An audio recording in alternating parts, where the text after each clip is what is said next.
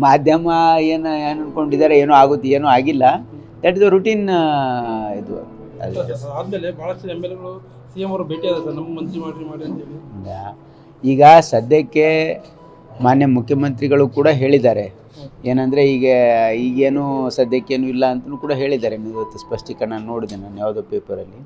ಹಾಗಾಗಿ ಏನು ಅಂಥ ಆ್ಯಕ್ಟಿವಿಟೀಸ್ ಇಲ್ಲ. ಆಮೇಲೆ ಆ ಒಂದು ಔತಣಕೂಟದಲ್ಲಿ ಅದೊಂದು ರುಟೀನ್ ಔತಣಕೂಟ ಇತ್ತು, ಅದರಲ್ಲಿ ಯಾವುದು ಪೊಲಿಟಿಕಲ್ ಇದು ಇರಲಿಲ್ಲ. ಯಾವೂ ಇಲ್ಲ. ನೀವು ಎಲ್ಲ ಮಾಧ್ಯಮ ಸೃಷ್ಟಿ ಅದ್ರ ಬಗ್ಗೆ ನಮಗೆ ಅದ್ರ ಬಗ್ಗೆ ಯಾರಿಗೂ ಏನೂ ಗೊತ್ತಿಲ್ಲ, ಅದು ಯಾರ್ದ್ರ ಬಗ್ಗೆ ಚರ್ಚೆನೂ ಆಗಿಲ್ಲ.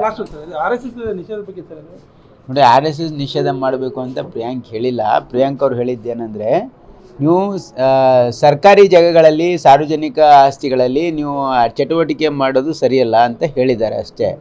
ಅದಕ್ಕೆ ಮಾನ್ಯ ಮುಖ್ಯಮಂತ್ರಿಗಳು ಚೀಫ್ ಸೆಕ್ರೆಟರಿಗೆ ರೆಫರ್ ಮಾಡಿದ್ದಾರೆ, ಅದು ಎಕ್ಸಾಮಿನ್ ಮಾಡಿ. ಅವರು ನೋಡಿ, ಕೆಲವು ಜನ ಫ್ರಿಂಜ್ ಎಲಿಮೆಂಟ್ಸು ಈ ರೀತಿ ಮಾಡ್ತಾ ಇದ್ದಾರೆ, ಅದು ಸರಿಯಲ್ಲ ಅಂತಕ್ಕಂಥ ನನ್ನ ಭಾವನೆ. ಅದೇನು ಹಂಗೆ ಅಗತ್ಯ ಇದ್ದರೆ ಕೊಡ್ತಾರೆ, ಬಟ್ ನನಗೆ ಅದ್ರ ಬಗ್ಗೆ ಅದ್ರ ಮಾಹಿತಿ ಇಲ್ಲ. ಬಟ್ ಖಂಡಿತವಾಗಿ ಆ ರೀತಿ ಏನಾದರೂ ಇದ್ದರೆ ಅದು ಮಾಡ್ತಾರೆ. Government is competent enough to handle. ಇದು ಇನ್ಕ್ಯುಬೇಷನ್ ಸೆಂಟರ್, ಇದು ಯೂತ್ಸ್ಗೆಲ್ಲ ಸ್ಕಿಲ್ಸ್ ಡೆವಲಪ್ ಮಾಡೋದಕ್ಕೆಲ್ಲ ಮಾಡ್ತಾರೆ.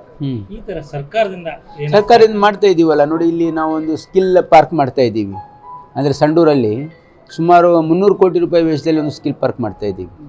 ಇಲ್ಲಿ ವಿಶೇಷವಾಗಿ ಈ ಭಾಗದ ಯುವಕರಿಗೆ ಅವ್ರಿಗೆ ಎಂಪ್ಲಾಯಬಲ್ ಸ್ಕಿಲ್ ಕೊಡೋದಕ್ಕೆ ಈಗ ಒಂದು ಎಕ್ಸ್ಪ್ರೆಷನ್ ಆಫ್ ಇಂಟ್ರೆಸ್ಟ್ ಕರಿತಾ ಇದ್ದೀವಿ. ಗ್ಯಾರಂಟಿ ನ್ಯೂಸ್, ಸುದ್ದಿ ಖಚಿತ, ನ್ಯಾಯ ನಿಶ್ಚಿತ.